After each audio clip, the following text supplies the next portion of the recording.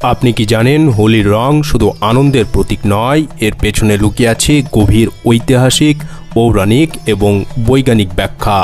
প্রাচীন ভারত থেকে শুরু করে আজকের আধুনিক যুগ পর্যন্ত কেন হিন্দুরা রং নিয়ে খেলে?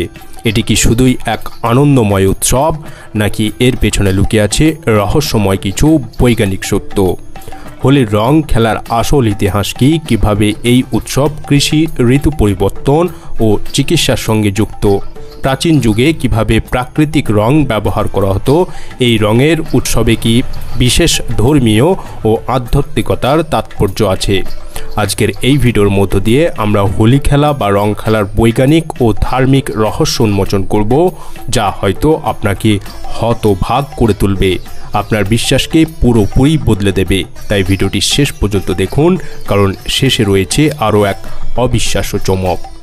কথিত আছে, ভগবান শ্রীকৃষ্ণ যখন ছোট ছিলেন তখন তিনি গৌরবর্ণ রাধার সঙ্গে নিজের গায়ের শ্যামবর্ণের পার্থক্য নিয়ে দুশ্চিন্তায় ছিলেন।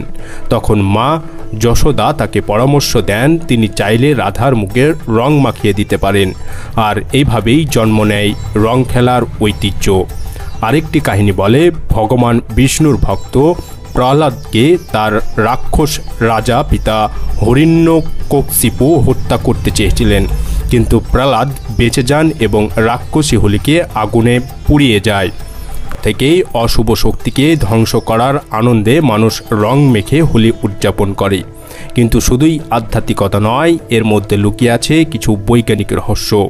ভারতীয় উপমহাদেশে হোলি মূলত বসন্ত ঋতুর শুরুতে পালিত হয়। এই সময় ঠান্ডা আবহাওয়া থেকে গরমের দিকে পরিবর্তন ঘটে, যার ফলে শরীরে অ্যালার্জি ও ভাইরাসের সংক্রমণের সম্ভাবনা বাড়ে। প্রাচীনকালে হোলির রং তৈরি করা হতো হলুদ পালং শাক, এসুফুল, কুসুম এবং অন্যান্য প্রাকৃতিক উপাদান থেকে, যা ত্বক ও স্বাস্থ্যের জন্য উপকারী ছিল। তাহলে কিভাবে এই রং মানুষের শরীর ও মনকে ভালো রাখে? হলুদ অ্যান্টিব্যাকটেরিয়াল ও ত্বকের জন্য ভালো, লাল অর্থাৎ কুসুম ফুল শক্তির প্রতীক, সবুজ অর্থাৎ পালং শাক সুস্থতা ও জীবন শক্তির প্রতীক, নীল মানসিক প্রশান্তি দেয়। কিন্তু আজকের কৃত্রিম রঙের ব্যবহার কি সত্যিই নিরাপদ?